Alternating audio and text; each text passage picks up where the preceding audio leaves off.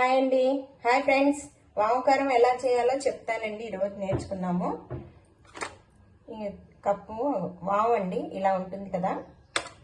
Salt, ఈ కొలతకి ఒక పచ్చిమిర్చి, ఒక నిమ్మకాయ చెక్కండి.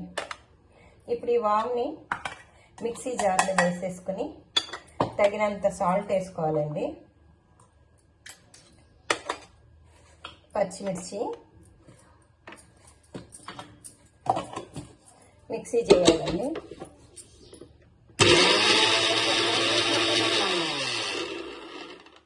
వన్ నెంబర్లో పెట్టి ఇది అయిపోయిందండి. అప్పుడే 1 నెంబర్లో ఒక్కసారి 5 మినిట్స్ అంతే, ఎక్కువ తిప్పకూడదు. ఇలా చిన్న బౌల్లోకి తీసుకోవాలండి. నిమ్మకాయ రసం వేసేసి కలపాలండి. ఇలా నిమ్మకాయ రసం వేసి,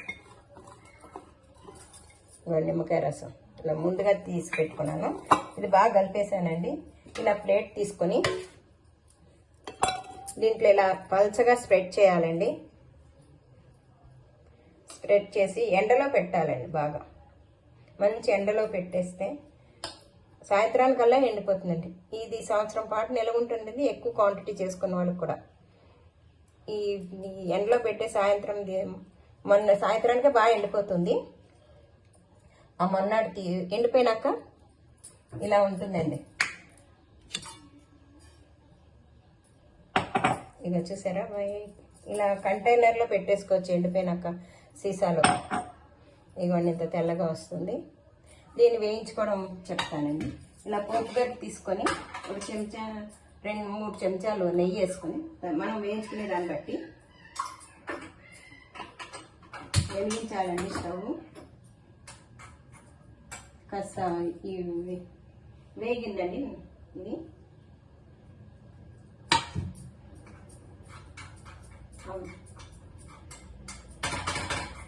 కొంచెం మీ ఇష్టం అన్నమాట. హైలో పెట్టుకున్నా సరే, మీడియంలో పెట్టుకున్నా బాగా కలుపుతూ ఉండాలి.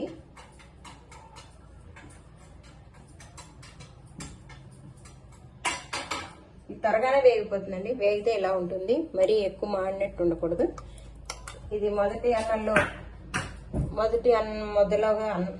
ముద్ద అన్నంలో తింటే అజిత్ చేసిన వామిటింగ్స్ అయినా కూడా తగ్గుతాయండి. వారానికి ఒకసారి, 15 రోజులకు ఒకసారి తింటే చాలా బాగుంటుందండి. పెద్దవాళ్ళు తినచ్చు, పిల్లలకి పెట్టచ్చు. మరి చిన్నపిల్లలు కాకుండా వాళ్ళకి పెట్టచ్చు. చాలా బాగుంటుందండి మొదటి అన్నంలో తింటే. ఓకే అండి, లైక్ చేయండి, షేర్ చేయండి.